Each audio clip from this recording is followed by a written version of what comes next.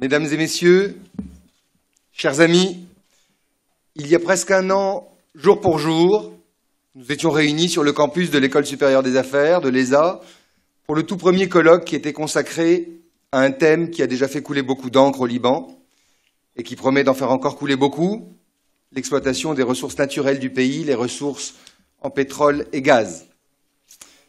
Avant d'ouvrir officiellement ce colloque, je voudrais vous dire que c'est avec une certaine émotion que nous vous accueillons aujourd'hui dans ce nouvel auditorium. Et vous êtes les premiers à découvrir cet espace. C'est en effet aujourd'hui que nous ouvrons les manifestations dans cet auditorium qui n'a pas encore été officiellement inauguré.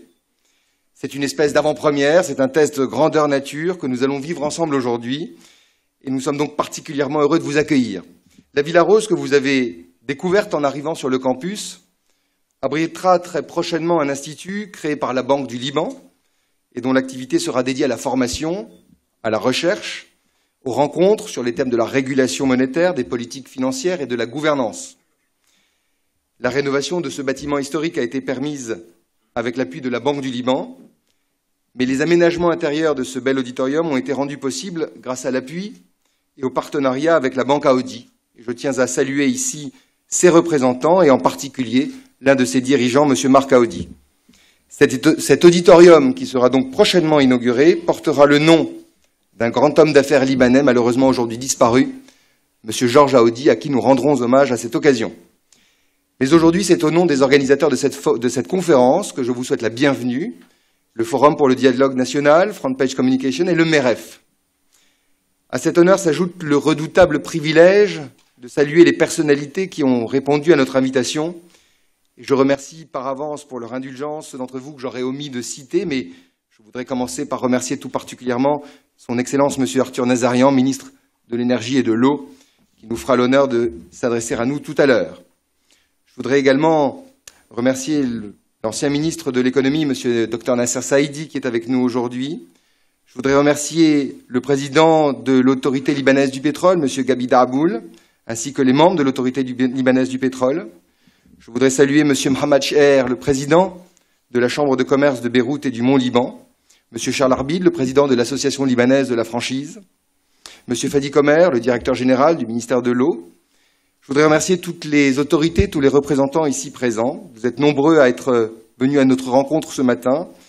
Et je tiens à saluer tous ceux qui ont accepté d'intervenir, de témoigner au cours de ce colloque, de nous faire bénéficier de leur expérience, de leur éclairage. Et je voudrais remercier ceux qui ont permis que cette journée soit organisée pour la deuxième fois consécutive, et en particulier M. Fouad Marzoumi, le président du Forum pour un dialogue national, avec ses partenaires, M. Moustapha Assad, le vice-président du MEREF, M. Camille Mnassa, le président de Front Page Communication, M. Bernard Bridy, mon ami Bernard, qui est le vice-président pour la communication du groupe FPI, et puis l'équipe de l'ESA aussi qui a contribué à cette organisation. Je tiens à les remercier ici.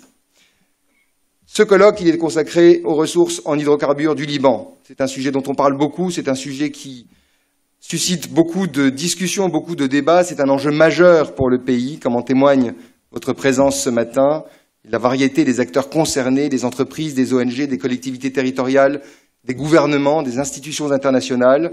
L'objectif de cette journée, c'est d'être une plateforme de discours, une plateforme d'échange, une plateforme de dialogue, pour comprendre où nous allons aujourd'hui dans ces domaines. Et j'espère que chacun d'entre vous pourra y trouver les réponses qu'il attend. Une large place, vous le verrez, sera laissée à la formation, à la jeunesse, à l'éducation, et nous clôturerons la journée avec un dialogue avec des étudiants qui viendront ici pour échanger avec des experts. D'ici là, je vous souhaite d'excellents débats, je vous souhaite une très bonne journée parmi nous, et je voudrais céder la parole à M. Camille Mnassa. Excellente journée et merci pour votre attention.